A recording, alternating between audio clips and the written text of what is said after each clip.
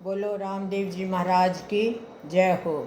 कल अपने विरम देव जी के राज्याभिषेक की कथा सुनाई थी।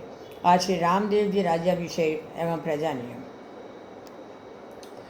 रामदेव जी के राज्याभिषेक का हरजी बाटी इस प्रकार वर्णन करते हैं कि विशाल सभा मंडप में चांदी के सिंहासन पर राजकुमार रामदेव जी बैठे हुए हैं, जिनके गले में मोतियों, मणियों तथा पुष्पों की माला सुशोभित हो रही है। केसरिया जरी का वागा तथा हाथ में सुंदर बाला सुशोभित राजकुमार बैठे हैं। फिर शंखनाद हुआ, नगारी बजने लगी। फिर सोने का हीरा जड़ित मुकुट चांदी के थाल में रख कर लाए, जिसे कुल मुखिया ने अपने हाथों महाराज कुमार रामदेव जी के मस्तक पर पहनाया। नगरी की सारी प्रजा ने उठकर जय जयकार किया और भी अनेकों बाहर से आए क्षत्रिय सामंत बैठे थे। फिर राजा रामदेव जी की आरती की गई। देवताओं के समूह आकाश में खड़े दर्शन कर मरुभूमि के साथ के भाग्य की सराहना करते हुए पुष्पों की वर्षा करने लगे।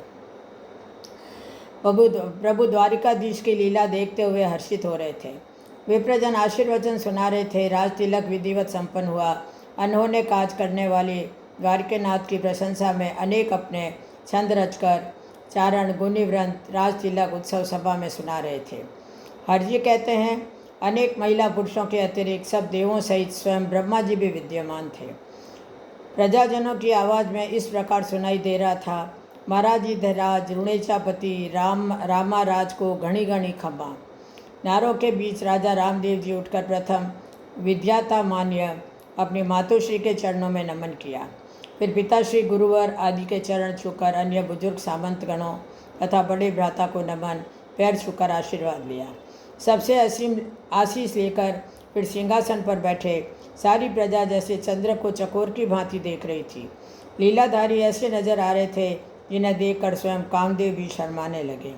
फिर सारे दरबारी प्रजाजन उठकर आ रहे हैं तथा राजा के चरण छूकर दाता को भेंट चढ़ा रहे हैं। सारा रुणेचा नगर का जन समूह उमड़ पड़ा था। हाथ में भाला लिए बैठे रुणेचा नरेश ने सबके हृदय में अपार स्नेह भर डाला। अपने राजा को देखते प्रजाजन खुशी में एक दूसरे को बधाई देने लगे। राज तिलक विधि जब पूर्ण हो गई तब अपने प्रजाजनों की तरफ देखते हुए रणुजा दरबार बोले, सर्व प्रजाजन आप लोग ध्यानपूर्वक सुने। जो हम हमारे राज्य के नियम बता रहे हैं, जिनका आपको पालन करना है। श्रीमंत सभासद सचिव एवं समस्त रुणेचा नगर के प्रजाजन, यहाँ रहने वाले सभी लोग मन के अंदर की और बाहर की एक ऐसी भावपूर्ण वाणी बोलेंगे, अंदर कुछ और बाहर कुछ। ऐसे विचार रखने वालों को हानि उठानी पड़ेगी। वाणी व्यवहार जितना मधुर होगा और जो सबको अपना प्रिय मानेगा, उसको भी सब अपना प्रिय मानेंगे। इस जगत में न तो कोई अपमान करने वाला है, न कोई आदर देने वाला। जो जैसा व्यवहार व कर्म करेगा वह वैसा ही फल पाएगा। जन कल्याण कार्य में अपनी कमाई का कुछ अंश योगदान देना भी जरूरी है। यही दान आपको अनंत रूप में फिर मिल जाता है। विद्या, रूप, भक्ति, आरोग्यता, धन, प्रतिष्ठा आदि यह सब आपके पिछले शुभ या अशुभ कर्म तथा दान से मिला है। अनुकूल गृहस्थ, आज्ञाकारी सेवक, भक्ति योग और सुपुत्र, ये सब चाहे किसी भी वर्ण में कोई जन्म ले लें, दान शुभ कर्म का फल अवश्य मिल जाएगा। परमार्थ निमित्त दिया हुआ योगदान कभी भी व्यर्थ नहीं जाता। जैसे भूमि दाने को पुनः अनंत रूप में लौटा देती है, ऐसे ही परमार्थ कार्य हेतु दिया दान कभी व्यर्थ नहीं जाता।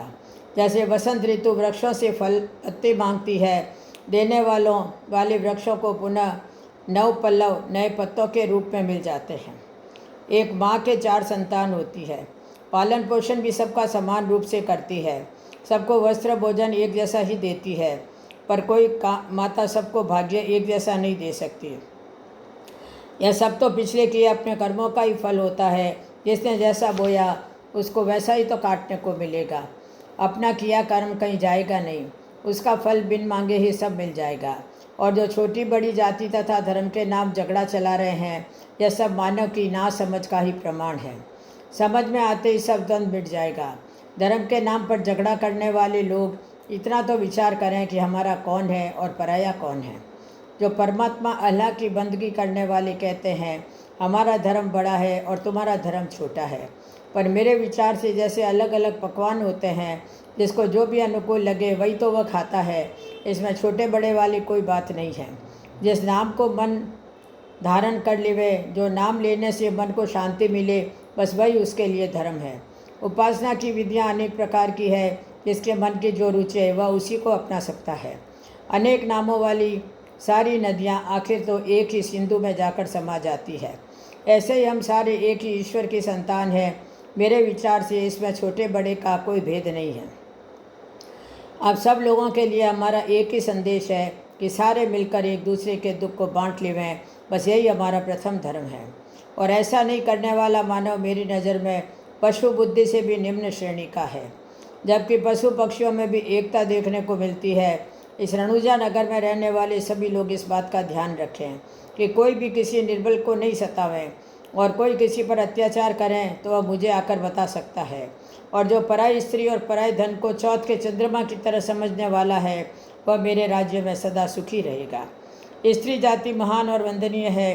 पुरुष जाति पर इनके उपकार को किसी भी महानता की बराबरी में नहीं आंका जा सकता। यह हमारी जननी है। सेवक, मंत्री, पत्नी, बहन तथा सब तरह के योगदान में उनका हमारे ऊपर उपकार है। माता बनकर स्वयं गीले पर सोकर बच्चे को सूखे बिस्तर पर सुलाती है। पत्नी बनकर हर सुख दुख की अवस्था में आजीवन साथ निभाती है। वह मंत्री के रूप में सही सलाह देती है।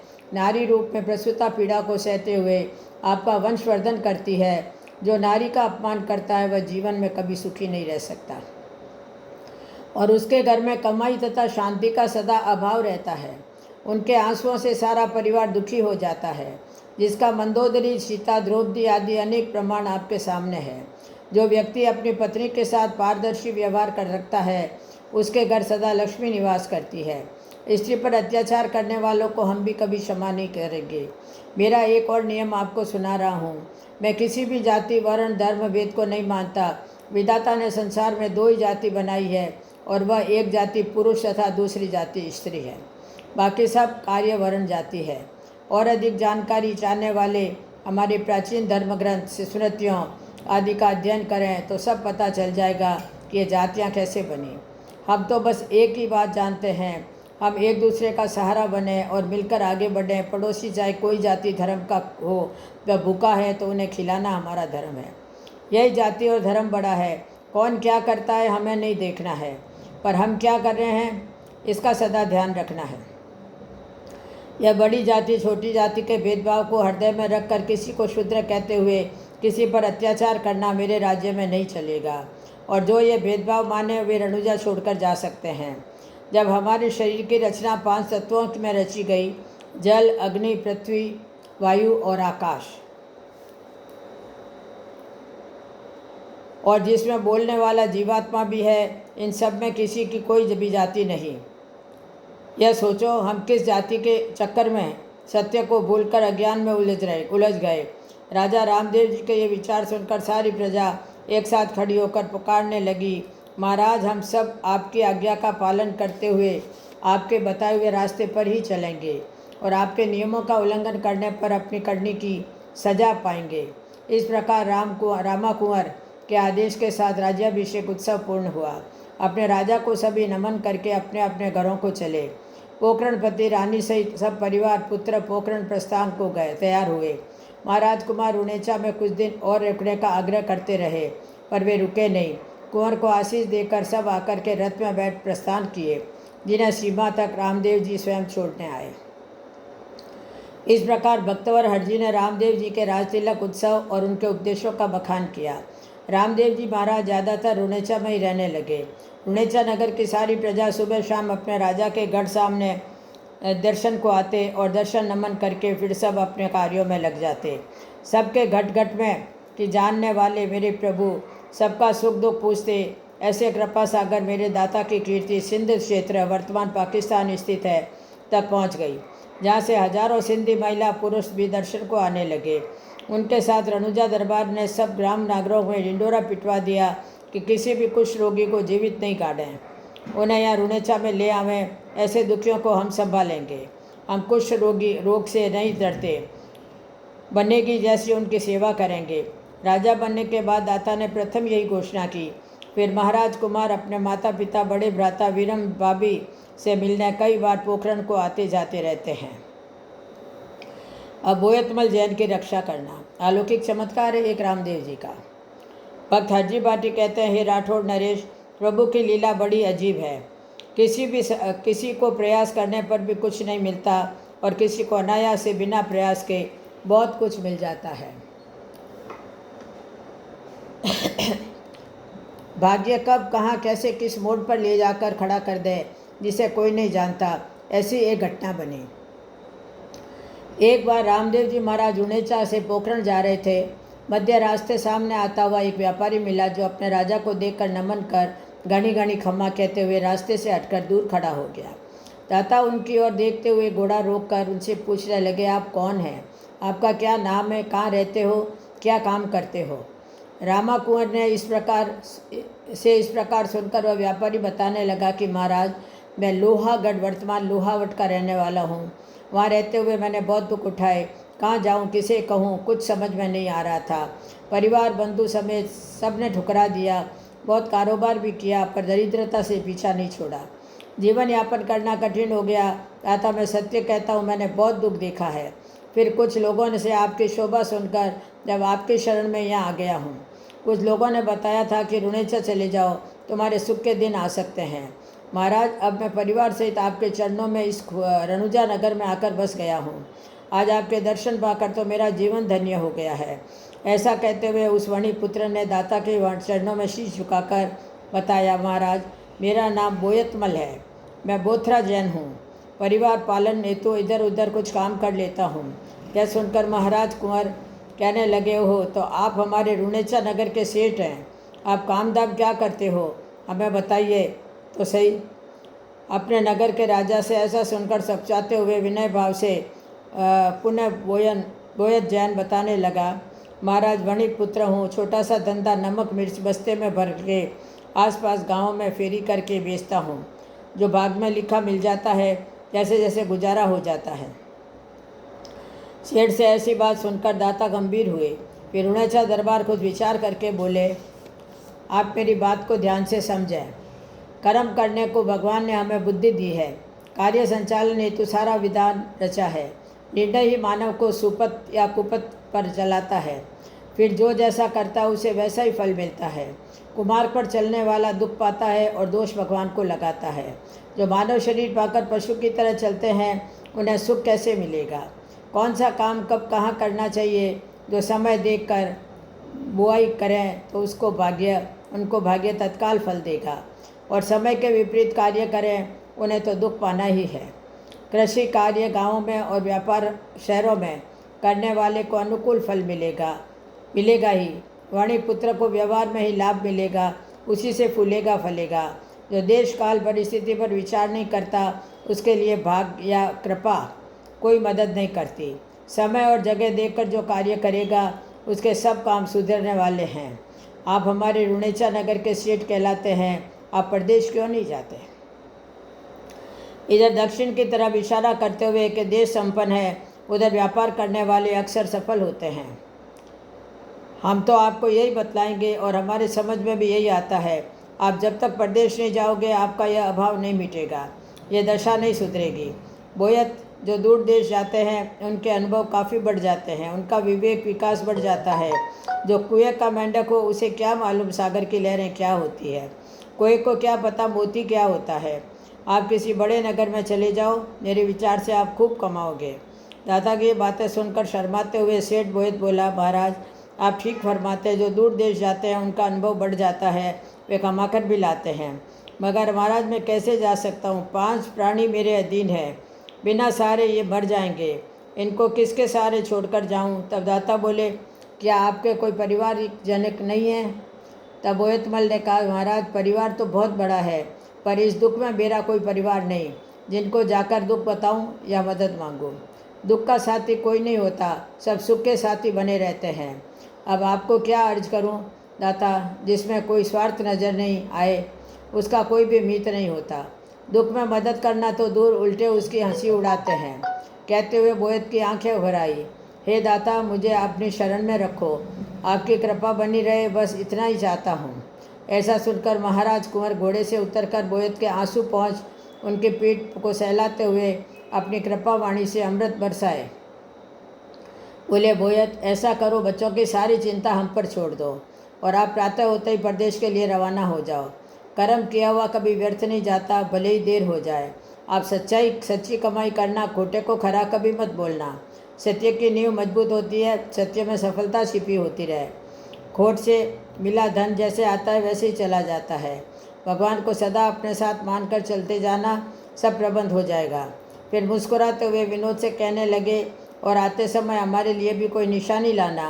आपके बच्चों के लिए मैं राज खजाने से प्रबंध करवा दूंगा। जब आप कमा कर लाएँ तो जमा करवा देना, उधार लेना देना तो व्यवहारिकता है। तब उदास बोयत पुनः कहने लगा, महाराज, मैंने मन में एक विचार आया है, हुक्म हुए तो अर्ज करूं। दाता, मैंने सुना है प्रदेश जाते रास्ते में खूब गहरी नदियां नाले आते हैं। कहीं संयोगवश डूब गया तो राज खजाने का उधार लिया कौन लौटाएगा? फिर डूबते हुए किसे पुकारूं जो आकर मुझे बचा लेवे? तब मुस्कुराते हुए रुणेचा दरबार बोले, बोयत, कभी ऐसा समय आ जाए तो आप माँ से दृढ़ विश्वास के साथ मुझे आवाज़ देना, आप हमें अपने पास पाओगे। मन में खुशी लिए आप प्रदेश को प्रस्थान करो। व्यापार से ही सब कार्य सफल होंगे। अपने परिवार की चिंता आप हम पर छोड़ दो, जाओ अर्थ कमाओ। अर्थ के बिना गृहस्थी के लिए सब व्यर्थ है। अर्थ से पुण्य का संचय भी किया जाता है, पिछला दिया हो तो वह इस जन्म में प्राप्त होता है। रूप, विद्या, सुख सब उस पुण्य का ही तो फल है। जब परमार्थ कार्य कुछ भी नहीं तो यहाँ क्या मिलेगा? किसी पुण्यात्मा के संग से मिल भी जाए तो वह भोग नहीं सकता। राजा को, व्यापारी को, दानी और विद्यार्थी को कभी संतोषी नहीं होना चाहिए। विस्तार ही उसका जीवन, इज्जत और गहना है। व्यापारी के रोजगार से कितने लोगों को काम मिलता है और राजा के राज्य विस्तार से कितनी प्रजा सुखपूर्वक बस जाती है। राजा उनकी रक्षा करता है। आप घबराना नहीं, समझना कि मैं आपके साथ हूँ। सच्चे मार्ग से मिले वही कमाई करना। जब राजकुमार ऐसे वचन बोले तो सुनकर बोयर जैन को अपार खुशी हुई। गदगद वाणी से जय जयकार करते दाता के चरणों में पड़ गया। हृदय में अपार खुशी लिए वह घर आकर दाता के साथ दी हुई सारी बातें अपनी पत्नी को बताई। उनकी पत्नी सुनकर बहुत खुश हुई। राह चलते ही दाता ने दया कर दी। वह कहने लगी, जिसका पति निर्धन हो उसकी पत्नी भी दुखी होती है। अभाव में सब लाचारी सहनी पड़ती है। जिसका पति अर्थ कमाने में कमज़ोर होवे ही तो पियर ससुराल दोनों तरफ की बातें भी सहनी पड़ती है। फिर प्रातः होते ही बोयतमल जी ने जय जिनेन्द्र बोलते हुए गणेश जी का स्मरण करते हुए दाता के वचनों पर विश्वास करके दक्षिण की तरफ प्रस्थान किया और रास्ते में अनेक नदी नाले पार करते हुए गुजरात क्षेत्र में प्रवेश किया। विख्यात सौराष्ट्र क्षेत्र काठियावाड़ के नगर पोरबंदर में पहुंचा। वहां दाता की कृपा से एक भला मानव मिला जिसने अपने संग बोयतमल को काम पर लगा दिया। प्रभु की जिस पर कृपा हुए तो उनके सब सेवक सारे बन जाते हैं।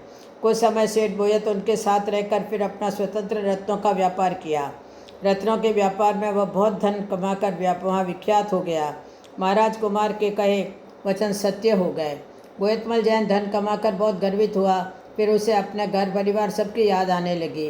पुनः सारा सामान बांधकर प्रस्थान होते समय दाता के कई वचन याद आए कि हमारे लिए भी कोई निशानी लाना। उसने दाता को भेंट करने को अमूल्य रत्नों का एक हार बनवाकर बक्से में रखा और फिर रुणेचा को प्रस्थान हुआ। रास्ते में अनेक छोटे बड़े नदी नाले पार करते हुए महानदी साबरमती को पार करने हेतु एक बड़ी नाव में आकर बैठा और आगे चल पड़ा। नाव नदी के बीच में आ रही है और बोयत इस प्रकार सोच रहा है, अब अपने पास धन संपत्ति की तो कोई कमी नहीं, अब तो रुणेचा छोड़कर इधर ही आकर बस जाएंगे। मुनिवृंद कहते हैं, धन और पद मिलने पर कम ही ऐसे लोग होते हैं जिनको गर्व नहीं होता। बाकी अक्सर इस दशे में लोग बीते हुए समय को भुलाकर अहंकार में बहक जाते हैं। उन्हें दुख के साथी फिर याद नहीं रहते। धन आते ही उनकी वाणी और व्यवहार भी बदल जाते हैं। खुद को ज्ञानी, बाकी सबको सब वह मूर्ख समझने लग जाते हैं। बोयत को थोड़ा सा धन मिलते ही अहंकार हो गया। वह रुणेचा दरबार की कृपा को भूल गया। मन में सोचने लगा, रुणेचा में क्या धरा है? पानी की तंगी और बालू उड़ती है। अब तो आते समय परिवार बच्चों को साथ लेकर इधर ही आकर बंगला बनवाएंगे। अब तो रुणेचा को छोड़कर इधर ही बस जाऊंगा। ऐसा सोचते हुए बोयत रुणेचा आ रहा था। विचार करने लगा, यह कीमती हार उनको भेंट करूंगा। शायद पहली बार ही वो ऐसा हार पहनेंगे। तब तक खूब चौड़ी साबरमती नदी के बीच में उनकी नाव आ गई। उसी समय बहुत तेज हवा चलने लगी। आकाश में काली काली घटाएं छा गई। घटाएं खूब गरजने लगी, बिजली कड़क रही है और ज़ोरों से पानी की बौछारें गिरने लगी। अब तो बोयतमल बहुत दुखी हो गया, सब देवताओं के नाम से प्रसाद बोलने लगा, पर उसकी सहायता करने को कोई भी देवता नहीं आया। बड़ी बड़ी लहरों के में नाव हिचकोले खाते डोलने लगी। जाति से खारवा केशव नाविक ने बहुत यत्न किया।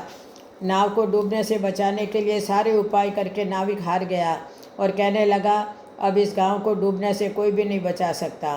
तब रोते हुए सेठ बोयतमल ने हे रामदेव नाम की पुकार करते हुए बोयत और नाविक केशव दोनों मूर्छित हो गए। अब चौपड़ खेलते हाथ बढ़ाकर नाव तिराना। सभी संत कहते हैं कि प्रभु का शरणागत होकर अंतरात्मा से कोई पुकार करे तो प्रभु को आना ही पड़ता है। इसमें कोई संदेह नहीं, देर हो सकती है पर अंधेर नहीं, जिसका प्रत्यक्ष प्रमाण द्रौपदी, गजराज, नरसिंह जी मेहता, मीराबाई, सूरदास, धन्ना भगत, कर्माबाई, कुंभा कुमार, रैदास सैन भगत आदि अनेकों भक्त हुए हैं, जिनके कारण प्रभु ने जहाँ जितनी जरूरत पड़ी अवतार भी लिया और उनके लिए अनेकों लीलाएं भी की। इस कलयुग में अलौकिक लीला दिखाने वाले प्रभु श्री रामदेव जी इधर रुणेचागढ़ में अपने मौसेरे भाई हड़बूजी सांकला तथा बालसका सारथिया सुथार और बड़े भाई विरमदेव जी के साथ चौसर यानी चौपड़ बिछाए बैठे चौसर खेल रहे थे। उसी खेल में आपने अनोना खेल कर दिया जिसे कोई जान नहीं सका। आप जब चौसर पर हाथ में रखे पासा फेंकने लगे तो अचानक हाथ रुक गया। कुछ पल सोचते हुए जब पुनः पाया फेंका तो सबने एक अनोनी बात देखी। उस पासे सहित रामदेव जी का हाथ व बाँह भीगी हुई थी। जब पासा बिसात पर गिरा तब सबने देखा। हरजी कहते हैं उन पर नदी के पानी का झाग भी लगा हुआ था। यह देखकर रामदेव जी के मौसेरे भरता हड़बूजी बोले, महाराज आप तो यहाँ विराज रहे हैं, यह हाथ पानी में कैसे भीगा? इन पर पानी का झाग कैसे लगा? कारण समझ में नहीं आया महाराज। तब मेरे स्वामी मुस्कुराते हुए बोले, पासा बढ़ाओ और वो सब समझ में आ जाएगा, जिसके साथ बीती वही आकर बताएगा। दिए हुए वचन को तो निभाना ही चाहिए। ऐसा सुनकर हड़बूजी कहने लगे, आप समर्थ हैं, आप जो चाहे कर दिखा सकते हैं। मेरी आपसे एक विनती है, इस जगत सराय से कभी भी आप मेरे से मिले बिना मत जाना। तब रामदेव जी बोले, हड़बूजी आपकी इच्छा जरूर पूरी होगी। ऐसा बोलकर पुनः पासा फेंका, फिर खेल प्रारंभ हो गया। उधर साबरमती नदी पर छाए बादल बिखर गए, हवा धीरे चलने लगी। बोयत की नाव नदी के किनारे खड़ी थी। नाविक जो अचेत पड़ा था वह जाग गया। उठकर इधर ऊपर देखा तो आश्चर्य के साथ खुशी में वह अचेत सेठ बोयत को हिला आवाज़ देकर सचेत किया। घबराता हुआ बोयत उठा, अपने आप को जीवित का विश्वास नहीं हो रहा था। केशव नाविक बोयत से पूछने लगा, सेठ जी आप अचेत होते समय रामदेव रामदेव किसको पुकार रहे थे? तब बोयतमल केशव खारवा से कहने लगा, मुझे जिन्होंने धंधे के लिए इधर भेजा उनका नाम रामदेव जी है, वे रुणेचा के राजा हैं। फिर उनके बारे में सारी कथा केशव को बताई। सुनकर खारवा पुत्र बहुत खुश हुआ। खारवा परिवार के लोग पोरबंदर गुजरात बैरावल में रामदेव जी को आज भी अपना इष्ट मानते हैं। फिर अपना सामान लिए बोयतमल रुणेचा नगर आया और अपनी पत्नी बच्चों से मिला। रास्ते में बीती सारी घटना पत्नी को बताई। वह कहने लगा, इस बार जीवित बच जाना यह एक अनोखा चमत्कार है। लगता है तुम्हारे अभी तक यह सिंदूर की रेखा लिखी हुई है, तभी तो मैं जीवित बच गया। कुंवर जी रामदेव जी के भरोसे तो कभी का ही मर जाता, मेरी खबर तक नहीं आती। बोयतमल की पत्नी कहने लगी, मुझे तो लगता है कि आपकी रक्षा महाराज कुंवर ने ही की है, उनके कारण ही धंधे में सफल हुए हो। दरबार अपने सेवक के साथ हमारी सदा संभाल लेते थे, उन्होंने इधर कोई भी अभाव नहीं होने दिया। आप पहले कचहरी जाकर छोटे दरबार को नमन करके आओ, उनके आशीष से ही हमारे यह शुभ दिन आए हैं। यह महाराज कुमार की कृपा से ही तो सब अनुकूल हुआ है। पत्नी से ऐसी बात सुनकर वह अपनी पेटी को खोलते हुए बोला, महाराज ने हमसे प्रदेश की निशानी मंगवाई थी, यह कीमती हीरा जड़ित हार हमने उनके लिए ही बनवाया था। ऐसे बोलते हुए कपड़ों के बीच में चांदी की डब्बी निकालते हुए बोयत प्रसन्न होकर पत्नी की तरफ देखते हुए बोला, तुम भी देखो। ऐसा कहते हुए उसने डब्बी को खोला, जिसमें कुछ भी नहीं पाकर बोयत बहुत दुखी हो गया। वह बोला, मैंने अपने हाथ से इसमें हार रखा था। उलट पलट कर सारे कपड़े बिखेर दिए पर वह हार तो नहीं मिला। सोचने लगा शायद नाविक ही निकाल कर ले गया होगा। चिंता में बोयत खूब पश्चाताप कर रहा था। पत्नी उन्हें समझा रही थी कि जो बीत गया उसे भूल जाओ। हमारे दरबार हीरे पन्नों के भूखे नहीं हैं। आप जो चाहो नजराना भेंट कर दो। उन्हें तो भाव रूपी भेंट और श्रद्धा रूपी सेवा चाहिए। हमारे दाता दिखावे के मेवा नहीं खा जाते। इंसान को नीति, नियम, व्यवहार, शुभ कर्म नहीं भूलना चाहिए। आप जाकर कुंवर जी को नमन करो और जो चाहो भेंट करके आ जाओ। यह सुनकर फिर बोयतमल रुणेचा दरबार की कचहरी में आया। घनी घनी खम्मा कहते हुए दरबार के चरण झुककर मस्तक झुकाया और उन्हें देखते ही दाता बोले, अरे बोयत, आप कब आए? और उन पर स्नेह बरसाते हुए उनकी पीठ सहलाने लगे। संयोग से उस दिन भी सारथ्या, सुतार, हड़बूजी, वीरमदेव जी पास बैठे हुए थे। उनको भी बोयत ने नमन किया। रुणेचा दरबार मुस्कुराते बोयत से प्रदेश यात्रा की कुशल पूछने लगे, जिसे पास बैठे हड़बू, वीरम, भैया आदि मौन हुए सब सुन रहे थे। दाता बोयत से पूछने लगे, वहाँ के लोग कैसे हैं? अपने इधर से गए हुए लोगों से कैसा व्यवहार करते हैं? ऐसा सुनते ही बोयतमल दरबार की बीती सारी बातें बताने लगा। वह बोला, आपकी कृपा से अच्छे लोग मिले, अच्छी कमाई भी हुई। वहाँ के बहुत सज्जन लोग हैं। इधर से जाने वालों की खूब सम्मान देते हैं। घर घर श्रीनाथ जी की पूजा आराधना होती है। तब हंसते हुए विनोद से रामदेव जी बोले, हमें भी लगता है भगवान की कृपा से कमाई तो आपके ठीक हो गई है। वह बोला, दाता, आपकी कृपा से सब व्यापार ठीक हो गया। सुनकर रामदेव जी बोले, आते जाते रास्ते में कोई तकलीफ तो नहीं हुई? तब बोयतमल कहने लगा, महाराज, जाते तो कोई तकलीफ नहीं हुई, पर जब मैं लौटकर इधर आ रहा था तब हे दाता, बड़ी अनहोनी घटना हुई। वहाँ की साबरमती नदी के बीच हमारी जब नाव फंसाई तो अचानक हवा का विशाल बवंडर आया, जिससे नाव भयंकर डोलने लगी। नाविक भी परेशान हो गया और किनारा भी दूर था। आशा नहीं थी कि मैं बच जाऊंगा। फिर देखते देखते काली घटाएं छा गई, अंधेरा हो गया। आकाश को छू जाए ऐसे पानी की लहरें उठकर नाव में गिरने लगी। मैं और वह नाविक पानी की बौछार से बेहोश हो गए। उसके बाद क्या हुआ दाता, हमें कुछ भी पता नहीं। फिर नाविक ने मुझे मूर्छित अवस्था में हिलाकर जगाया।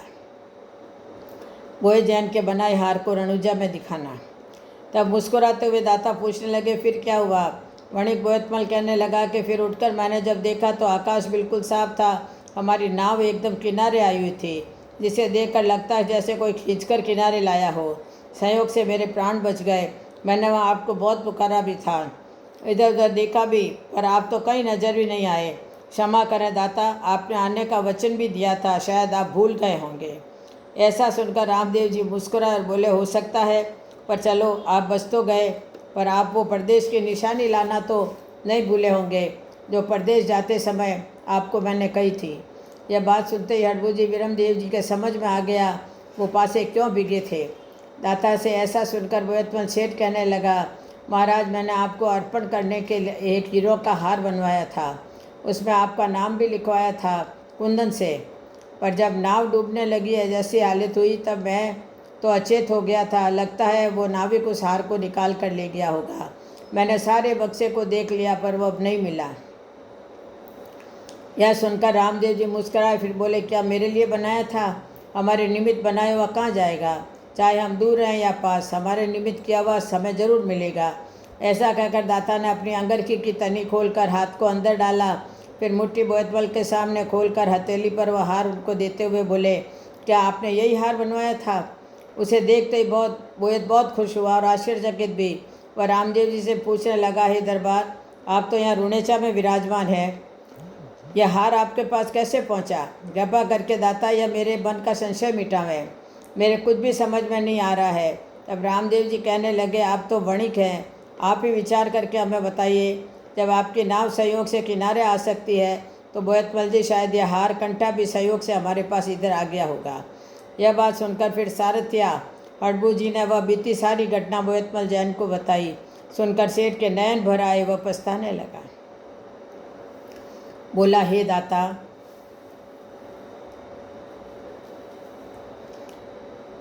आप मुझ अज्ञानी को क्षमा बख्शो। मैं बुद्धिहीन हूँ, मैं अपने ज्ञान से आपको नहीं समझ सकता। और वह रोते हुए चरणों में पड़ गया। बोला, आपने मुझे जीवन दान दिया, मैं अज्ञान में था। सेठ पश्चाताप करने लगा। रामदेव जी फिर विनोद भाव से सेठ को कहने लगे, क्यों बोयत जी, रुणेचा में तो कुछ है ही नहीं, बालू रेत उड़ती है, पानी की तंगी भी रहती है।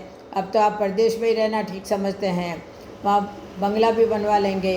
जब यह बात दाता ने कही तो शर्म से जमीन को देखने लगा, फिर उठकर चरणों में गिर पड़ा। अपनी भूल स्वीकारते हुए बार बार दाता के क्षमा मांगने लगा। तब रुणेचा दरबार कहने लगे, हे बोयत, परदेश जाओ पर हृदय में अपने देश को रखो।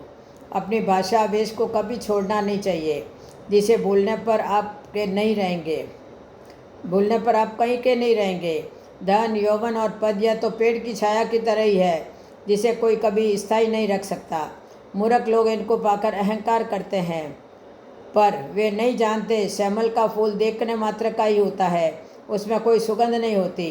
तब बोयतमल हाथ जोड़े बोला, महाराज, अब मैं कहीं नहीं जाऊंगा, बस मेरा जीवन आपके चरणों में बीते। यह सुनकर कुंवर मुस्कुराने लगे। बोले, बोयत, धन कमाओ और धन से पुण्य भी कमाया जा सकता है। अपने धन को परमार्थ में लगाकर मानव सेवा का लाभ लिया जा सकता है। रूपा देवी जी कहती है, हे रावमाल जी, ऐसा अनूना चमत्कार श्री रामदेव जी महाराज ने बोयतमल जैन को दिखाया।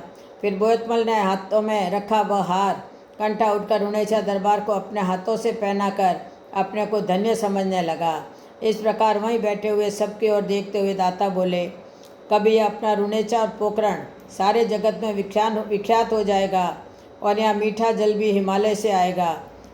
दाता की इस भविष्यवाणी की चर्चा दूर दूर तक फैल गई। सारे लोग एक दूसरे को बताने लगे। यह बात मालवे तक गई। वहाँ लोग रुणेचा और रामदेव जी के बारे में बातें करने लगे। वहाँ के बंजारे जो सारे क्षेत्रों में टांडे लाद कर घूमते घूमते अपना सामान बेचा करते थे, उनसे वहाँ के लोग रामदेव जी के बारे में पूछते भी रहते थे। इस चर्चा के कारण मालवे के लोगों का भी रनुजा आना जाना शुरू हो गया कि रुणेचा में रामदेव जी दुखियों का दुख मिटाते हैं, अनहोना करते हैं। अब बंजारे के मिश्री का नमक बना दिया। मरु क्षेत्र में ज़्यादातर वर्षा का अभाव, अकाल ही रहता था और मालवा क्षेत्र सदा से ही उपजाऊ रहा है। कहते हैं वह अकाल नहीं पड़ता। इस राजपूताना क्षेत्र में खंड सारी अक्सर उधर के बंजारे ही बालद भरकर मिश्री, गुड़ आदि सामान लाते थे। मालवा क्षेत्र उज्जैन के पास सांजापुर गांव का एक लखी नाम का बंजारा, जिन्हें करीब सारे व्यापारी जानते थे, एक बार वह वहाँ से मिश्री से बालद भरकर रुणेचा की तरफ आया तथा रुणेचा नगर प्रवेश करने से पहले ही गोचर भूमि आई। वहाँ रामदेव जी खड़े थे। तब घोड़ा वहीं चल रहा था। सबके हृदय की जानने वाले दाता अनजान बनते हुए बंजारे से पूछने लगे, बंजारे, तुम किस गांव से आ रहे हो? तुम्हारा नाम क्या है और तुम्हारी इस बालद में क्या क्या भरकर लाए हो? अपना परिचय तो बताओ और आगे कहाँ जा रहे हो? यह सुनकर बंजारा चिंता में पड़ गया। वह सोचने लगा, सच कहूँ कि झूठ, क्योंकि अगर ये कोई ठिकानेदार है तो चुंगी लग जाएगी और कहीं डाकू दल है तो खबर लग गई तो लूट जाएंगे। यह सोचते हुए बंजारे ने झूठी बताना उचित समझा ताकि आने वाली मुसीबत टल जाए। ऐसा सोचकर वह कहने लगा, जी मेरा नाम लाखा बंजारा है, मैं उज्जैन के पास सांजापुर का रहने वाला हूँ। रुणेचा नगर नया नाम सुना तो यहाँ के राजा के दर्शन की इच्छा से इधर आ गया हूँ। हमारे मालवा में उनकी काफ़ी तारीफ सुनी है।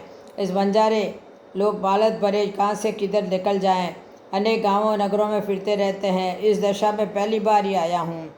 हम लोग कहीं से गुड़ खांड, कहीं से मिर्च मसाला, कहीं से अन्न भर के कहीं जाकर बेच देते हैं। जहाँ जिस वस्तु की मांग हो वहाँ जाकर बेच देते हैं। तब रुणेचा नगर का नाम सुना तो इधर पहली बार ही आया हूँ। तब महाराज कुंवर बोले, इस बार क्या भरकर लाए हो? तो लाखा ने बताया, इस बार नमक लाया हूँ। तो राजकुंवर हंसे और बोले, इधर नमक क्यों लाए? यहाँ तो नमक के कुएँ भरे पड़े हैं। तब वह बोला, सांभर का नमक विशेष है, अभी सांभर की तरफ से आया हूँ। यह कहकर वह मुस्कुराया। तब रामदेव जी बोले, सच्ची तुम नमक लाए हो या हमें झूठी बता रहे हो? भाई लाखा, याद रखना, झूठ से बहुत हानि होती है। बंजारा कहने लगा, जी हमारे प्राण भले ही चले जाए पर हम कभी झूठ नहीं बोलते। हमारे कुल की रीत बनी आ रही है, हमें झूठ बिल्कुल नहीं सुहाता। यह बात सुनते ही महाराज कुमार मुस्कुराए और बोले, भाई तेरी वाणी कहीं सच्ची ना हो जाए। दाता से ऐसे सुन बंजारा आगे को चल पड़ा। दाता उन्हें जाते देख मुस्कुराते रहे। रुणेचा में आकर बंजारा मिश्री का नमूना लिए बाजार में दिखाने हेतु आया और एक व्यापारी को मिश्री के नमूने दिखाते हुए खरीदने का पूछने लगा। व्यापारी ने मिश्री की डली मुंह में रखी और तत्काल थूकते हुए कहने लगा, अरे बंजारा, हमको ही मूर्ख पर समझ रखा है। अच्छा हुआ मैंने चख लिया। यह सुनकर वह बंजारा भी अपने मुख में डली को रखते हुए ही तत्काल थूक दिया और वह चिंतातुर हुआ बालद के सब गुण से नमूना निकालकर चखने लगा। सभी माल एक जैसा पाकर वह घोर दुखी हो गया। उसके समझ में नहीं आया कि यह मिश्री खारी कैसे हो गई। फिर वह दुखी होकर बीच बाजार में ही रोने लगा। बंजारे को रोता देखकर कई व्यापारी आ गए और उनको रोने का कारण पूछने लगे। लोग उसको बार बार पूछ रहे थे कि धीरज भी बंधा रहे हैं। रोते हुए बंजारे ने अपनी सारी मिश्री खारी हो गई है बताकर फिर रोने लगा। यह बात सुनकर सारे लोग हंसने लगे। बोले, लगता है इसका दिमाग खराब हो गया है। हंसते हुए लोग बोले, मिश्री कभी खाली होती है? तब उसने सबको खिलाया। जो भी व्यापारी डली को जीभ पर रखता तत्काल थूक देता। सारे कहने लगे, यह तो अनहोनी बात हो गई। लाखा ने सबको खरीद पत्र बीजक भी दिखाया। तब सारे विचार करने लगे कि कहीं से सो गया हो और मिश्री किसी ने उतार ली होगी। सब कहने लगे, बता, बात समझ में नहीं आ रही है। सारे गुण में नमक जैसे भर दिया। एक व्यापारी कहने लगा, हो सकता है कोई संत का श्राप तो नहीं मिला है। सब ने अपने अपने विचार बताए। तब बंजारा बीती सारी कहानी कहने लगा कि मैं साधु संत को कभी नज़दीक नहीं गया हूँ। इस नगर में प्रवेश करते ही एक सुंदर युवराज मिले जिनके पास वहाँ घोड़ा भी चल रहा था। उन्होंने मुझे क्या लाए पूछा। मैंने उनको नमक बताया। वे मेरे से जानकारी लिए पर मैंने उनको परिचय नहीं पूछा। मैंने उन्हें नमक कहा तो वे मुस्कुराए और बोले, बंजारा, तेरी वाणी साची न हो जाए। बंजारे से यह बात सुनकर सारे व्यापारी हंसने लगे। वे एक दूसरे को देखने हुए बोले, तुमको हमारे नगर के राजा ही मिले थे। यह सब खेल उन्होंने ही दिखाया है। हमारे दरबार पूर्ण समर्थ है। वे चाहे जो कर सकते हैं। झूठ कपट इनके आगे नहीं चलती। हमारे दरबार अनहोना भी कर देते हैं। भक्तवर हरजी कहते हैं कि एक ही भूमि एक ही जल से नाना प्रकार के फल पैदा करने वाले, सब असंभव कार्य को संभव करने वाले लीलाधारी ही हमारे इस बगीचे के माली हैं। समुद्र के खारे पानी को मीठा करके बरसा देने वाले, पानी को उल्टा चलाकर नारियल में पहुंचाने वाले, फिर उसी में तेल दिखाने वाले, विष अमृत को एक साथ रचने वाले दाता क्या नहीं कर सकते। व्यापारी बोले, अब तुम ही बताओ, मिश्री कभी खारी होती है? देख प्रत्यक्ष उनका चमत्कार। इस प्रकार हरजी ने यह कथा जोधपुर नरेश विजय सिंह जी को सुनाई कि रोते हुए लक्की बंजारा कहने लगा, मैं अब क्या करूं, कहाँ जाऊं?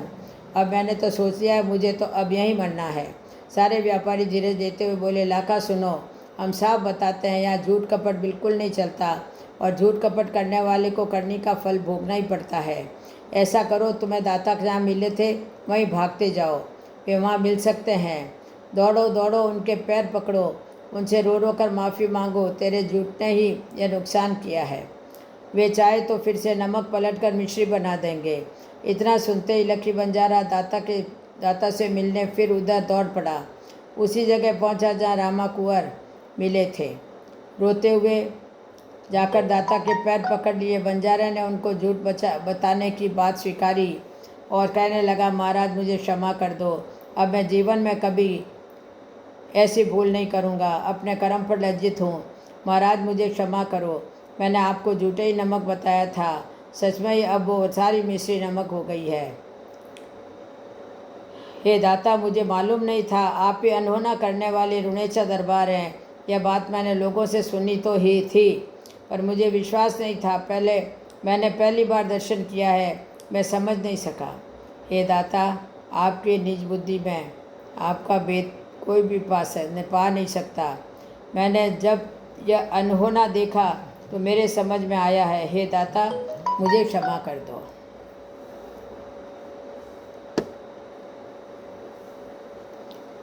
बंजारे को झूठ बोलना छुड़ाए। हरजी कहते हैं, फिर लक्की बंजारे ने दरबार के सामने संकल्प किया। बोला, हे नाथ, अब कभी किसी को झूठ नहीं बताऊंगा। हे दाता, दया कर, फिर पुनः मिश्री बना दीजिए। रामा कुंवर कहने लगे, लक्की, तुम अब भी झूठ बोल रहे हो। तुमने सांभर से आना बताया है, सांभर में मिश्री कब होने लगी? लाका सदा झूठे के मुंह में ही झूठ खुल जाता है, कोई चाहे कितना भी छिपावे। अब तू ही बता सांभर में गन्ना कब से होने लग गया? हमने तो कभी सुना ही नहीं। तब दाता के चरण पकड़कर फिर बंजारा बोला, हे दरबार, मैं मालवे से आ रहा हूँ और आपको झूठ बताया। महाराज, मैं खोटा ही तोलता रहा, झूठ बोलता रहा, खोटे कर्म करते जीवन बीत रहा है। अब मैं आपको वचन देता हूँ, कभी झूठ नहीं बोलूँगा। हे दाता, मैं लालच में अंधा होकर खोटी कमाई, झूठे कर्म करता रहा, अच्छे कर्म तो कर्मों से किए ही नहीं। ऐसे रोते रोते बंजारे ने अपने सारे कर्म बखान किए। उसे इस प्रकार बोलते हुए देखकर शेरी मुस्कुराने लगे। लाखा, मैं ऐसी करुणा विनय सुनकर दाता मधुर वाणी से बोले, जिसे बंजारा बड़े ही ध्यान से सुन रहा था। हे लाखा, पिछले बहुत बड़े शुभ कर्मों से यह मानव शरीर मिला है, जिसे खोटे कर्मों में मानव बिता देता है। तृष्णा की बीमारी होती है, पर आड़ पेट की लेकर पाप करवाते हैं। झूठ की नाव से कभी पार नहीं हुआ जाता, बीच में ही डूबता है। झूठे की नींद उड़ जाती है, बेचैन हो जाता है। झूठा कभी सुखी नहीं होता, कोई असाध्य रोग भी हो जाता है। खोटी कमाई तो प्रकट होती ही है। लाखा, अनिति से कमाया हुआ धन कभी ठहरता नहीं। ईमानदारी के धन से प्रतिष्ठा बढ़ती रहती है। बंजारा शीश झुकाए सुन रहा है, तथा मुस्कुराते हुए कह रहे हैं, और लाखा पश्चाताप कर रहे हैं। हरजी कहते हैं, इस प्रकार रुणेचा नगर में आने पर लाखा बंजारा का जीवन सुधर गया। गुनी व्रंत कहते हैं, चाहे कोई कितना भी कमा ले, वे संतोष तो कभी आना नहीं है। जिसने शुभ कर्म कर लिया वही संग जाता है। आते संग में क्या लाए थे और क्या ले जाएंगे, यहाँ से पाया सब यहीं रह जाता है। जो धन शुभ कार्य में लग जावे, शुभ अशुभ कर्मों का ही प्रारब्ध बनता है। तब लाखा कहने लगा, आपने मुझ पर बड़ी कृपा की, मुझ मूर्ख को सत्य का मार्ग बताकर धन्य कर दिया। हे दाता, मैं आपको वचन देता हूँ, अब कभी झूठ से खोटी कमाई नहीं करूँगा। सत्य कर्म में जो कुछ भी प्राप्त होगा, उनमें से कुछ धन का हिस्सा शुभ परमार्थ कार्य में लगा दूंगा। ऐसे शब्द सुनकर ही दरबार मुस्कुराने लगे और मुस्कुराते हुए बोले, जाओ व्यापार करो, पर झूठ बोलकर और खोटा तोलकर नहीं करना। फिर उसने प्रभु के चरणों में नमन किया। दाता की आज्ञा मिलते ही वह पुनः रनुजा आ गया और गुड़ से मिश्री की डली लेकर डरते डरते चक्की तो लवण से पुनः मिश्री हो गई। ऐसा अनोखा चमत्कार रामदेव जी ने करके दिखाया। इस बात की चर्चा बहुत दूर दूर तक गई। हरजी कहते हैं, हे राजन, प्रभु के खेल बड़े अद्भुत व अनहोने हैं। कहीं तो पानी से आग बुझाई जाती है, तो कहीं आग और पानी संग में दिखाते हैं। फिर लाखा बंजारा ने मालवा अपने क्षेत्र में आकर सब आंखों से देखी घटना लोगों को बताई। सुनकर अनेक लोग रामदेव जी के सेवक बन गए। सारे समाज जाति के लोगों में अनेक गांवों में प्रचार होने लगा। हर जाति समाज के लोगों को रामदेव जी बहुत प्रिय लगने लगे। ग्रामीण लोग एक दूसरे को दाता की विशेषताएं एवं सिद्धांतों की कथा बताते आपस में चर्चा करते कि दरबार में के द्वार पर कोई भेदभाव नहीं है, चारों वर्णों को एक समान प्यार करते हैं। उनके दरबार में कोई भी दुखी जावे और दाता जब उन पर अपना हाथ रख फिराते हैं तो रोग पीड़ितों से मुक्ति मिल जाती है। किसी गांव में अंधे कुष्ठी मिल जाते तो दरबार उन्हें अपने रुणेचा नगर ले आते और औषध सेवा उपचार करते। कलयुग में दुखी जनों के महाराज कुमार इस प्रकार बहुत बड़ा सहारा बन गए। जबरन धर्म परिवर्तन कराने वालों के विरुद्ध भी अपने रक्षा की घोषणा कर दी। किसी भी बेगुनाह इंसान पर अत्याचार करना कोई भी धर्म नहीं सिखाता। सभी धर्मों के प्रति सद्भाव होना चाहता, जाति व पद को लेकर भेदभाव नहीं होना चाहिए। हम सब मानव ईश्वर के वहाँ एक हैं। इस प्रकार का उपदेश रुणेचा के राजा रामा राजकुमार ने लोगों को किया, जिनके कारण उनकी टुक टुक तक ख्याति फैल गई। मक्का से आए पीरों का आदर सत्कार। अब कोई भारतीय मुस्लिम भाई हज करने को मक्का मदीना जाता तो वहाँ रामदेव जी की चर्चा अवश्य करता कि हमारे भारत में रामदेव जी महान विचारक हैं, तो सब जाति धर्मों को सम्मान व आदर देते हैं और वे जबरन धर्म परिवर्तन के खिलाफ भी हैं। उनके दरबार में अतिथि सेवा और अलौकिक चमत्कार भी देखने को मिलता है। जिनके कारण सभी संप्रदायों के लोग उनके पास आते हैं। जब यहाँ से जानने वाले भारत के जय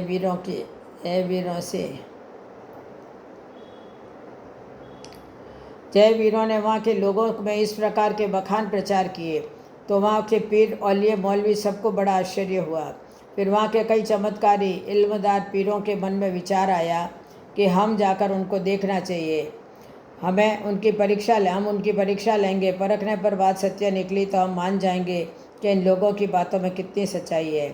फिर विचार करने लगे कि शायद अनहोना करके दिखाने का कोई सिफली इल्म के जानकार होंगे।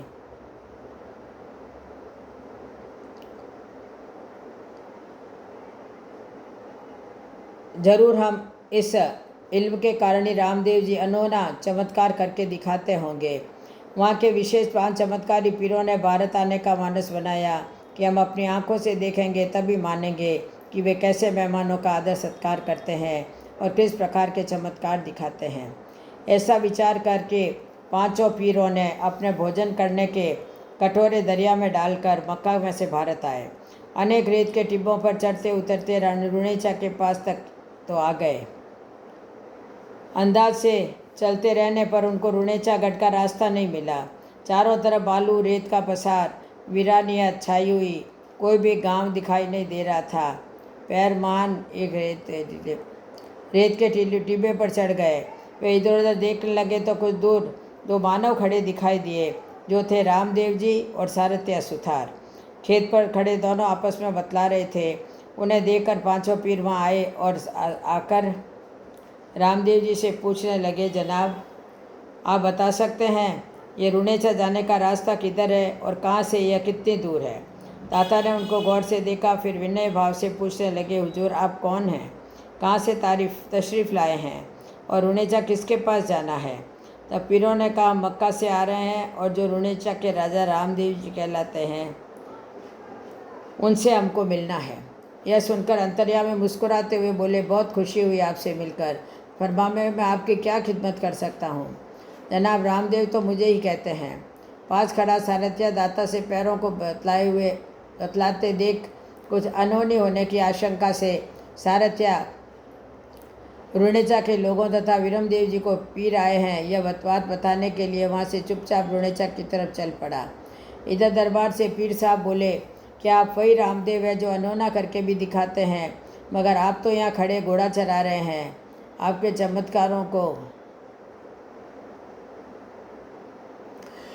चमत्कारों की बातें तो मक्का तक छाई हुई है।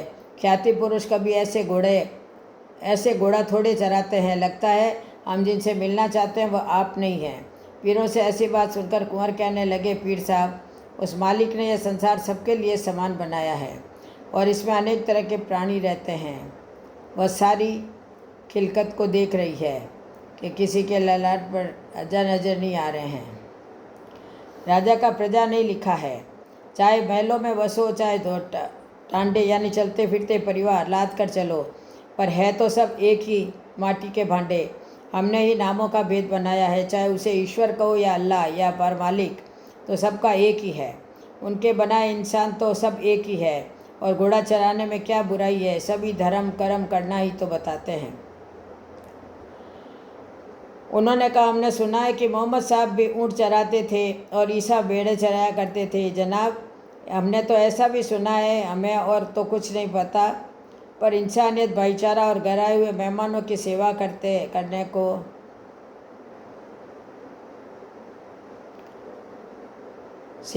को ही हम बड़ा धर्म मानते हैं। तब पीर बोले, एक बात कहें, हमने यह भी सुना है कि आप अनोखा करिश्मा करके दिखाते हैं।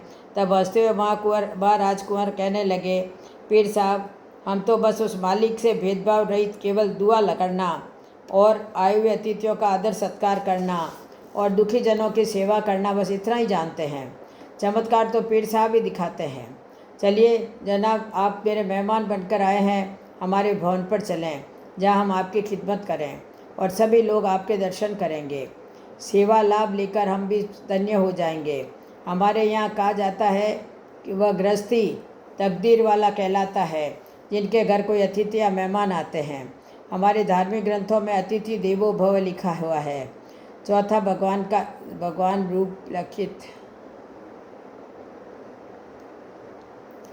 भगवान रूप अतिथि कहलाता है। ऐसा कहते हुए रामदेव जी पांचों पीरों को अपने संग लिए भवन की तरफ चल पड़े। पीरों के संग बातें करते करते रामदेव जी सामने आ रहे तलैया की पाल पर चढ़ आए, जहाँ आगे एक शेजड़ा शमी वृक्ष दिखाई दिया, जिन्हें देखकर रामा कुंवर पीरों से कहने लगे, पीर साहब धूप बहुत ज़्यादा है, कुछ समय आप छाया में रुककर विश्राम कर लें। यह बात सुनकर पीर हंसने लगे। फिर बोले, जनाब हम छाया के पास नहीं जाते, हम जहाँ चाहे वह छाया बना लेते हैं। ऐसा कहकर पास ही एक जंगली झाड़ी की पांचों ने छोटी सी शाख टहनी तोड़कर उस पर पांचों ने कुछ इलम पढ़ कर के भूमि में गाड़ दिए। महाराज कुमार देखते रहे कि उस शाखा से वहाँ पर 5 पीपल बन गए और उसी की छाँव में बैठते हुए पीर रामदेव जी कहने लगे, आप भी आ जाओ, जरा आप भी आराम फरमाओ।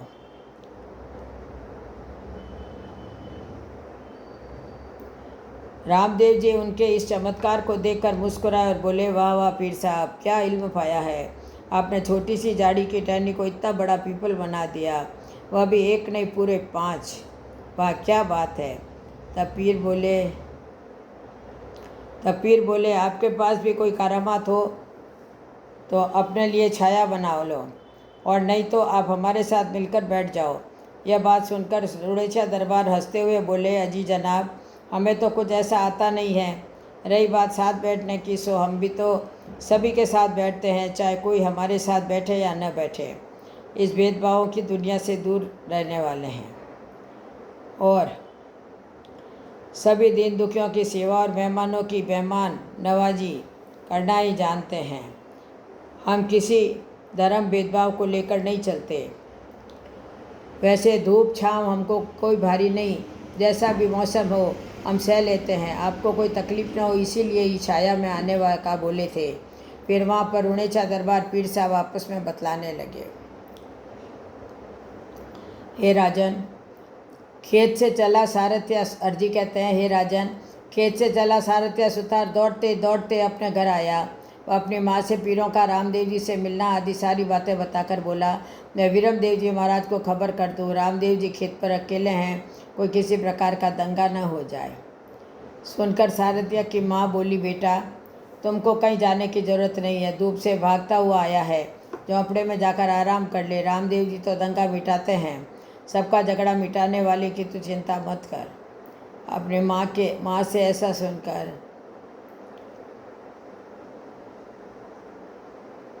सुनकर सारथिया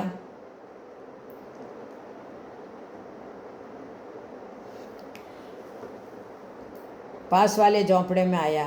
चद्दर उठाई, उसके नीचे काला सांप था जो सारथिया को काट खाया। सारथिया जोर से खूब चिल्लाते हुए भूमि पर गिर पड़ा। रोने की आवाज़ सुन के उसकी माँ दौड़ी आई और जाते हुए काले सांप को देखा, जिसे देखते ही वह भी जोर से चिल्लाई। जब पड़ोसियों ने रोने की आवाज़ सुनी तो सब दौड़कर आ गए। सबके देखते देखते सारथिया का प्राणांत हो गया। उसकी माँ पुत्र के विछोह में बुरी तरह से रुदन कर रही थी। आज पड़ोस के सभी लोग अंतिम संस्कार की तैयारी करने लगे। इधर रामदेव जी पीरों के साथ बतलाते हुए उस गली से आ रहे थे। वहाँ भारी भीड़ देखी तो आप चलते चलते रुक गए। फिर पास आकर गटगट की बजाने वाले दाता भीड़ इकट्ठा होने का कारण पूछने लगे, जिसे पास खड़े पीर साहब भी गौर से सुन रहे थे। मानव रूप में लीला करने आए आप श्री भीड़ के पास आकर पूछने लगे, क्या बात हो गई, क्या विपदा आ गई, इतनी भीड़ कहाँ से क्यों जमा हुई है। ये ग्रामीण हाथ जोड़े नमन करते हुए बोला, महाराज आपका सेवक सारथिया अब इस दुनिया में नहीं रहा, उसे काले सांप ने काट खाया है, जिसके कारण उसकी मृत्यु हो गई। यह सुनकर दाता बोले, वह यहाँ कब आया। कुछ समय पहले तो वह हमारे पास खेत पर था। इस बात पर स्वीकृति में पीरों ने भी सिर हिलाया। रामदेव जी सबकी ओर देखते हुए बोले, हमें खबर तक नहीं लगी। बोलते हुए दाता आंगन में आए जहाँ सारथिया का मृत शरीर पड़ा रहा था। उसकी सारथिया माँ चिल्ला चिल्ला कर रोते हुए आकर दाता के चरणों में पड़ गई। सारे लोग दुख चिंता में डूबे हुए देख रहे थे। फिर रामदेव जी पीरों के पास आकर कहने लगे, पीर साहब आप चाहें तो इसे जीवित कर सकते हैं।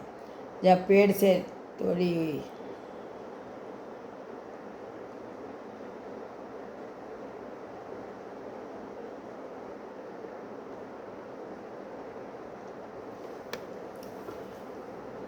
पीर साहब, आप चाहें तो इसे जीवित कर सकते हैं। जब पेड़ से तोड़ी हुई निर्जीव टहनी को आप पीपल बना सकते हैं तो मुझे विश्वास है आप इसे भी जीवित कर सकते हैं। इधर उधर देखते हुए पीर साहब कहने लगे, इंशाअल्लाह ज़रूर जीवित कर देते, पर हमारे इल्म वाले जोले हम मक्का में ही भूल आए हैं। पर हमने बहुत लोगों से सुना है आपने भी इधर बहुत अनहोने काम किए हैं। सुना है कि आपने एक ही रात में नगर बसा दिया। इसकी ख्याति चर्चा हमारे मक्का तक आई है। हमारे ख्याल से यह कार्य आप ही करके दिखा दीजिए। सारथ्या को जीवित किया पीरों के सामने। जोधपुर नरेश पूछने लगे, फिर क्या हुआ? तब हरजी कहने लगे, हे राजन, सारथ्या के घर खड़ी भीड़ में रामदेव जी बोले, पीर साहब, हम तो केवल दुआएं करना जानते हैं जो शायद वो ऊपर वाला सुन ले। ऐसा बोलकर वे धीरे धीरे आंगन की तरफ आए और ईश्वर अल्लाह का वास्ता देकर पुकारने लगे, हे मौला, हे परमेश्वर, आपने सबकी दुआ सुनी है तो हमारी भी सुन लीजिए। कहते हुए फिर सारथ्या के मृत शरीर की तरफ देखते हुए बोले, सारथ्या उठो भाई, आज हमारे रूणाचा में बहुत दूर से मेहमान आए हैं। अरे कब से सोए हुए हो? देख तेरे बिना सब रो रहे हैं। मेरा सेवा कार्य भी तुम्हारे बिना कौन करेगा?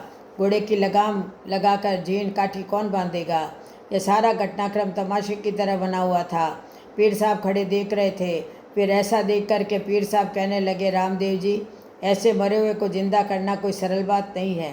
यह सब कुदरत के हाथ में है। कोई पैगंबर या अल्लाह ही ऐसा कर सकता है। यह पुनः जीवित हो जाएगा, ऐसा कौन विश्वास करेगा? इसका शरीर तो नीला पड़ गया है और हृदय की धड़कनें, श्वास भी बंद हो गए हैं। पीरों की यह बात सुनकर महाराज कुमार मुस्कुराए और बोले, मालिक से दुआ करने के में से क्या हर्ज है? हरजी कहते हैं, सारथ्या के मरने की खबर सारे नगर में फैल गई। वहाँ पर लोगों की बहुत भीड़ जमा हो गई जो रामदेव जी को ऐसे सारथ्या को पुकारते हुए देख रहे थे।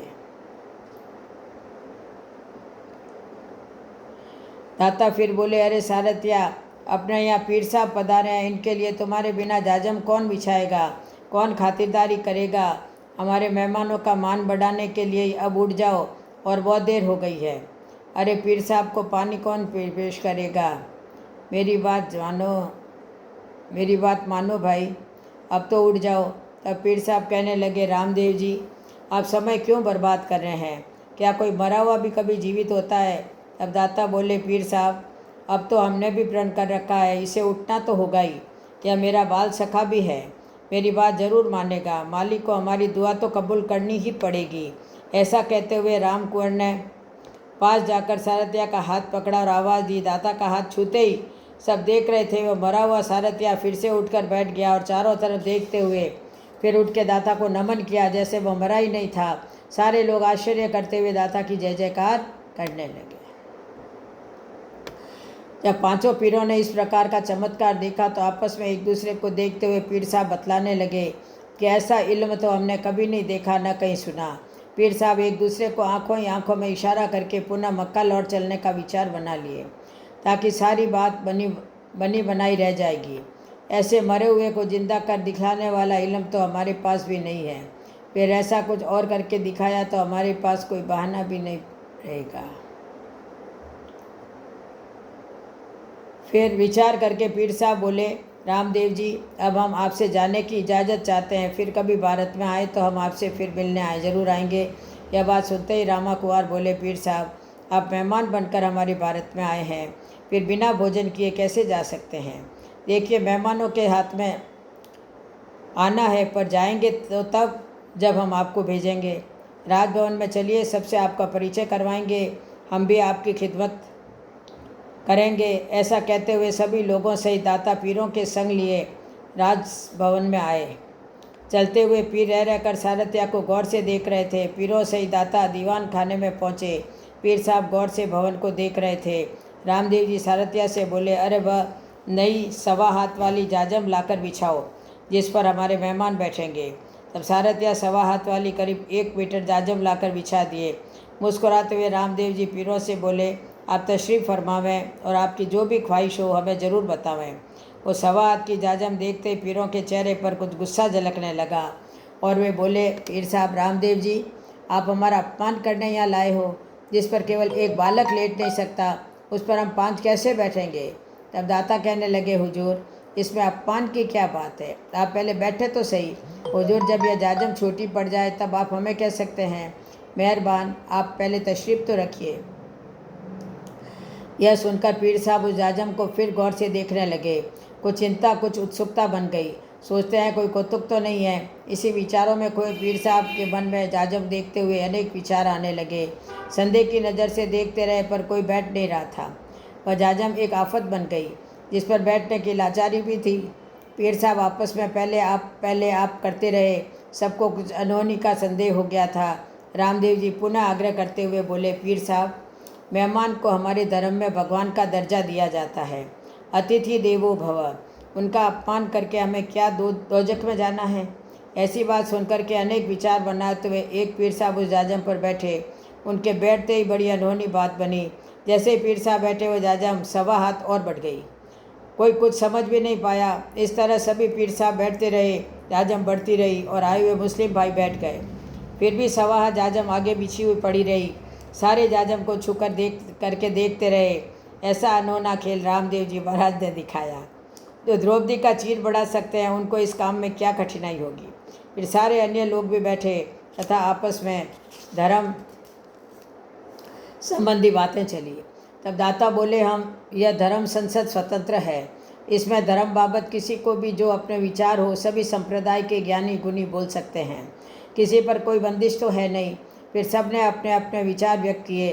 सभी के विचारों को रामदेव जी ने बड़े ध्यान से सुना। फिर रामदेव जी कहने लगे, भाई, हमने तो अपना हिया टटोल कर देखा तो उसमें एक ही बात सामने आई और वो बात है, ईश्वर सबका एक ही है। सबका ठिकाना भी एक ही है। चाहे कोई कितनी अपने पंथ संप्रदाय की बड़ाई करें, हम तो केवल यह जानते हैं कि ईश्वर ने कोई हमारे लिए उलझन नहीं लगाई है। न किसी को सुन्नत की है, न किसी को कंठी माला या तिलक चोटी लगाकर भेजा है। यह जाति, नाम, धर्म, पद तो हमारे अपने निर्मित किए हुए हैं। संसार की रचना करने वाले ने तो सबको अनाम एक ही प्रकार का शरीर देकर संसार में भेजा है। जो जिसके मन भाया अपनी परंपरानुसार उसने वही नाम रख दिया है। जो जिसके मन में को अनुकूल लगा उसने वही आराधना मार्ग धर्म अपना लिया। नामों में अक्षर वर्णमाला तो सबके एक ही है। देखिए पीर साहब, हम तो केवल मानव धर्म ही मानते हैं। जिसमें मानवता हो, इंसानियत हो, वही दीन हमें प्यारा लगता है। इसमें किसी प्रकार का धर्म जाति भेदभाव नहीं है। हम तो मानव में कोई भेद नहीं मानते। मानव सेवा कोई बड़ा धर्म मानते हैं। यही हमारा मानव धर्म है। धर्मों का बंटवारा हो सकता है पर मानवता, इंसानियत का कोई धर्म बंटवारा नहीं कर सकता। जिसके मन को जो भी उपासना विधि अच्छी लगती वह उसी प्रकार का जाप, चाहे ईश्वर अल्लाह कुछ भी जपता रहे, पर यह जीवात्मा तो निर्बंधन आई है। यहाँ आकर अपने आप को बंधनों में बांध लिया है। किसी की उपासना विधि चाहे कितनी ही अलग क्यों न हो, पर सब फूलों की क्यारी तो एक ही है। जाति धर्म चाहे कोई भी हो, पड़ोसी भूखा न सोवे, यही हमारा मानव धर्म कहता है। उनकी मदद करना ही मानव धर्म है। किसी पर कोई बलपूर्वक धर्म थोपा जाए वह धर्म नहीं, अधर्म है। भले ही अपनी अपनी किताब खोल कर देख लो, भूखे को रोटी, प्यासे को पानी देना ही सभी धर्म सिखाते हैं। किसी पर दबाव या प्रलोभन देकर धर्म परिवर्तन करवाया जावे वह हमारी नज़र में धर्म नहीं, अधर्म है, जो तुगलक अभी कर रहा है।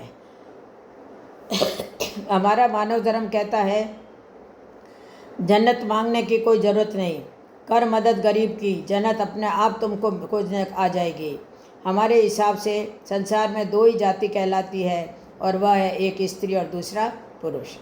इस दो जाति से ही सारे संसार के पंथ, धर्म, जातियाँ और संप्रदाय बने हैं। हमारे अज्ञान अहंकार के कारण ही ऊंच नीच का भेद बना हुआ है। कौन बड़ा कौन छोटा यह भेद हमारे समझ में नहीं आता। ईश्वर उपासना के भेद से हम हिंदू और मुसलमान बने हैं। बाकी तो सारी क्रियाएं समान रूप से ही उस मालिक ने बनाई है। पेड़ तो एक ही है, डाल चाहे कितनी भी हो जाए तो क्या हुआ। इस प्रकार की बातें चल रही थी तभी एक सेवक आया और हाथ जोड़कर कहने लगा, महाराज, थाल अरोगने भोजन का समय हो गया है। वह ऐसा निवेदन करके पुनः पाकशाला में चला गया। तब रामदेव जी पीरों से बोले, पीर साहब पधारिए, भोजन करें। तब पीर आपस में विचार विमर्श करके एक निर्णय से बोले, रामदेव जी, हम आपको एक बात बतावें। हम लोग हमारे धर्म के अनुसार ही नियम पालन करते हैं। जैसे हमारे धर्म की हुकूमत है, हम वैसा ही चलते हैं। आप बुरा नहीं माने, हम भोजन तो हमारे बर्तन में ही बना हुआ लेते हैं, दूसरों के नहीं, अन्यथा खजूर खाकर ही रह जाते हैं। अब है मक्का से पीरों की देग और कटोरे मंगवाना। रामदेव जी ने जब पीरों से अपने धर्म नियम की ऐसी बातें सुनी तो रुणेचा दरबार बोले कि पीर साहब, इसमें बुरा मानने वाली क्या बात है? आपके देग में ही भोजन बनवा देंगे। मदीना वाले में से हम इल्तिजा करेंगे, हमें विश्वास है वे आपकी देग जरूर भिजवाएंगे। फिर रामदेव जी ने पीरों से उनका दुपट्टा लेकर बिछाया और हाथ ऊपर उठाकर आकाश की तरफ देखते हुए बोले, या मौला, हमारे आज पीर मेहमान आए हैं, मेहरबानी करके पीरों का देग भिजवा दीजिए, उनको भोजन करवाना है। पीरों से लिया दुपट्टा ज़मीन पर बिछाया, जिसे वहाँ बैठे सभी लोग देख रहे थे। सब हैरान रह गए जब उनके ही दुपट्टे के नीचे से उनका देग प्रकट हो गया, जिसे देखकर पीरों को बहुत बड़ा आश्चर्य हो रहा था। मुस्कुराते हुए रामदेव जी बोले, क्यों पीर साहब, आप इसमें बनाया हुआ भोजन तो पाएंगे। हरजी कहते हैं, भारत आते समय पीर अपने कटोरे दरिया में डालकर आए थे, यह देखने कि वह कटोरे कैसे मंगवाएंगे और उनके बिना भोजन नहीं करेंगे। पानी में रखी वस्तु पर सेवड़ा, सिद्धि या अन्य कोई मैली विद्या, तंत्र मंत्र काम नहीं करता, यह सोचकर कटोरे दरिया में डालकर आए थे। रामदेव जी कटोरे मंगा नहीं सकेंगे और हम भोजन नहीं करेंगे, ऐसा विचार करते हुए पीर बोले, देख तो हमारी है, पर रामदेव जी हमारे कटोरे के बिना हम भोजन किस में करेंगे। तब रामदेव जी हंसे और बोले, पीर साहब, हम आपके कटोरे में ही भोजन करवाएंगे। ऐसा बोलकर दाता ने अपने दोनों हाथों को ऊपर उठाया तो जैसे उनकी हथेली पर कोई कटोरे रख रहा है, और एक एक करके सब पीरों का नाम लेते हुए सबके सामने उनके वो कटोरे रख दिए।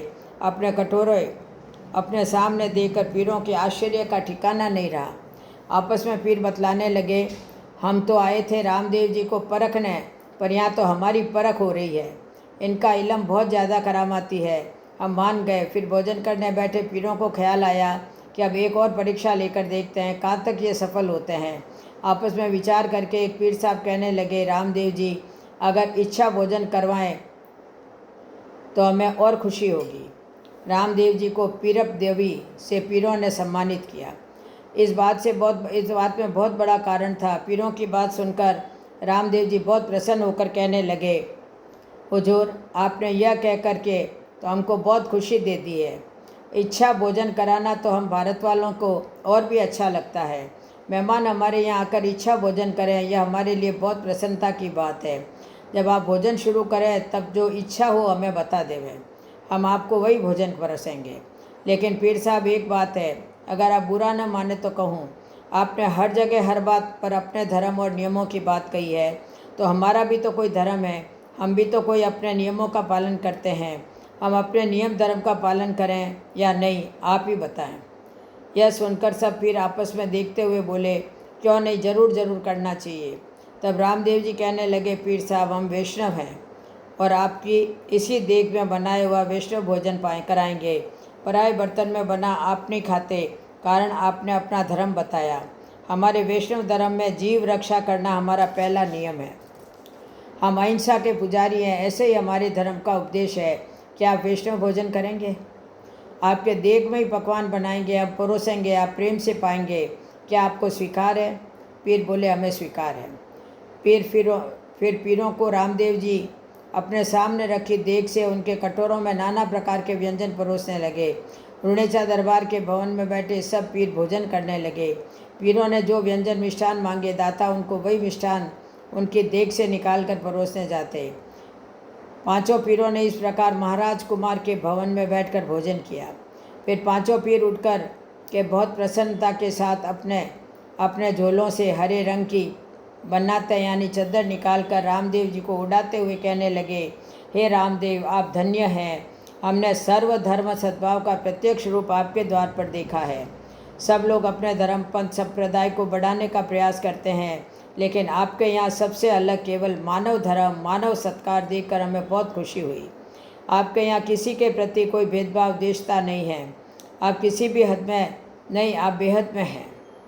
हे रामदेव जी, हम तो सिर्फ इस्लाम धर्म वालों के पीर हैं, पर पर आज से आपको हम अपना पीरों का पीर मानते हुए रामदेव पीर पदवी से सम्मानित करते हैं। आज से हे रामदेव, आप हम पीरों के हिंदवा पीर कहलाएंगे। ऐसा बोलते हुए पीरों के हाथ में रखी हरे रंग की बनात, जिसे पीरों ने अपने हाथों से महाराज कुमार रुणेचा दरबार रामदेव जी को उड़ाया और फिर कहा, हे रुणेचा के राजा, अब आज से हमारे लोग आपको सदैव रामदेव के साथ रामदेव पीर, रामा पीर भी कहेंगे। आपके दरबार में बिना भेदभाव हमारे इस्लामी जायरीन भी आकर सलाम करेंगे। हरजी बाटी कहते हैं कि उसके बाद में रामा राजकुमार का दूसरा नाम रामदेव पीर विख्यात हो गया। इस्लामी लोग महाराज कुमार को आज भी रामदेव पीर कहकर पुकारते हैं। जहाँ पीरों ने 5 पीपल बनाए, वह स्थान आज पंच पीपली नाम से विख्यात है। हमारे प्रभु को लोग अनेक नामों से पुकारते हैं। कहते हैं कि उनमें 2 पीर की मजार आज भी पीपली स्थान पर बनी हुई है। अपने हाथों से दुखी जनों की सेवा करने वाले मेरे स्वामी देवों में देव तथा पीरों में पीर नाम से विख्यात हो गए। आज भी इनके द्वार पर करोड़ों लोग जयराम देव जयराम पीर नाम से जय जयकार करते हुए आते हैं और आराधना इबादत करते रहते हैं। आध्यात्मिक साधिका भक्ति में भक्तिमती डालीबाई रूपादे रावमाल देव जी से कहती है, भक्तिमती डालीबाई पोखरण दरबार की गौशाला की गायें बछड़े चराते हुए युवा हो गई और उनका भक्ति मार्ग से विशेष लगाव हो गया। उनकी सांसारिक भोगों में कोई आसक्ति नहीं थी। वह मन वचन कर्म से पूर्ण विरक्त तथा निर्गुण भजन वाली वाणी गाने में रुचि रखती थी। महाराज कुमार द्वारा आयोजित आध्यात्मिक भजन तथा जहाँ पटोत्सव हो वहाँ जाती और सेवा कार्य से अपना जीवन सफल बनाने लगी। चारों युगों का प्रमाण है कि जगत और भगत के सदा से मतभेद चलता आया है। रुणेचा दरबार जहाँ भी अगम निगम निष्कलंक पाटोत्सव के आयोजन में जाते, एको ब्रह्म का उद्देश्य करते डालीबाई भी वहाँ पहुँच जाती। महाराज कुमार उन्हें सम्मानपूर्वक सबके साथ एक ही आसन पर बिठाते, जिससे कुछ लोग पीठ पीछे निंदा भी करते, बातें भी बनाते कि दरबार भी कैसे हैं, ओछे वर्ग छोटी जाति को भी नज़दीक बिठा लेते हैं। जब श्री राम जी ने शबरी बेलनी के आश्रम में जाकर बेर खाए, प्रभु ने शबरी को सम्मान दिया, तो उच्च कुल के ऋषि मुनियों ने भी प्रभु की निंदा की थी। अनादि अलग प्रभु को कोई भी उस काल में लख नहीं सका। अकह यानी जिनके बारे में संपूर्ण कोई कुछ भी नहीं कह सकता, वह दाता दयालु निर्गुण है, जिनके कोई भी सांसारिक अवगुण लिप्त नहीं होते। वे प्रभु सगुण भी है और नाना प्रकार के नाम रूप से अनेक लीलाएं करते हैं। ऐसे प्रभु की किंचित पहचान कोई विरले भक्त को ही होती है। प्रभु का चरित्र अपार है, जिसका कोई पार नहीं पा सकता। पीरों अतिथियों को सम्मान देने तथा अलौकिक चमत्कार दिखाने के कारण दाता की दूर दूर तक ख्याति हो गई। यह बात सिंध अमरकोट में सोडा दरबार तक गई, जिन्हें सुनकर सारे विचार करने लगे अगर वहाँ अपनी नेतल कुंवरी के रिश्ते की बात चलावें, क्योंकि सुनाए वे अनहोनी करते हैं। जब महाराज कुमार के बारे में सोडा राजा के अपने एक सलाहकार दरबारी ने ये प्रसंग चलाया, तो सुनकर सारी सभा व राजा विचार करने लगे। बीच में अपना संशय प्रकट करते हुए जोधपुर दरबार विजय सिंह जी ने हरजी बाटी से कहा, हे भक्तराज, यह कथा हमें पुनः ठीक से सुनावें कि अमरकोट के कौन राजा तथा कौन नेतल कंवर, क्या अनहोनी, यह समय हम ठीक से समझ नहीं सके। सभा में बैठे सभी गुणीजन सब विस्तार से यह कथा सुनना चाहते हैं। तब भक्तवर श्री हरजी बाटी पुनः आगे सविस्तार से इस प्रकार की कथा कहने लगे। जोधपुर नरेश ध्यान से सुन रहे थे। भक्तवर हरजी बाटी कहने लगे, हे राजन, सिंध देश में विख्यात नगर अमरकोट, जिनके दलपत सिंह सोडा राजा थे, जिन्होंने अपनी प्रजा के हित में अनेकों काम किए, वे महाबलकारी सोडा क्षत्रिय थे, जिनके बारे में सारा पश्चिम राजपूताना जानता है। प्रभु की लीला भी अद्भुत है। कोई पुत्र के बिना दुखी है तो किसी के मन में कन्या की चाह है, कोई कन्या हेतु उपासना करता है। हिंदू धर्मशास्त्र बताता है कि सबसे उत्तम दान वह कन्यादान कहलाता है। गृहस्थ धारण करके जिसने कन्यादान नहीं किया तो वह गृहस्थ जीवन अपूर्ण है। पंडित हरजी बताते हैं कि रामदेव जी के साथ जिस कुंवरी का विवाह हुआ उसका नाम नेतल कंवर था। वह नेत्रहीन तथा पांव से पंगु व कुरूप थी। गुणीजन कहते हैं कि जिनके कन्या नहीं होती वे तुलसी का विवाह शालग्राम जी के संग करके कन्यादान का पुण्य फल पाते हैं। अमरकोट के राजा दलपत सिंह सोडा जो हिंगलाज देवी के उपासक और दानवीर थे, उनके द्वार पर आया हुआ कोई भी याचक खाली हाथ नहीं जाता था। सदा अनेकों याचक उनके द्वार पर आते रहते थे। राजा ने बहुत प्रकार के दान किए, बस एक ही दान राजा ने नहीं किया। कहते हैं राजा दलपत के 2 राजकुमार थे, पर उनके कन्या नहीं थी। द्रप के हृदय में कन्यादान की सदा इच्छा बनी रहती थी। उनकी प्रबल इच्छा थी, बस एक बार कन्यादान हो जावे। जिनका कि मैं कन्यादान करूं, किसी भी तरह से मेरी यह इच्छा पूरी हो जावे। अब आज रामसा पीर की कथा को यहीं पर विश्राम देते हैं। अब कल आगे की कथा में भगवान के विवाह के बारे में बताएंगे। बोलो रामदेव जी महाराज की जय हो। जय जय श्री राधे, जय जय श्री कृष्ण, जय जय श्री राधे, जय जय श्री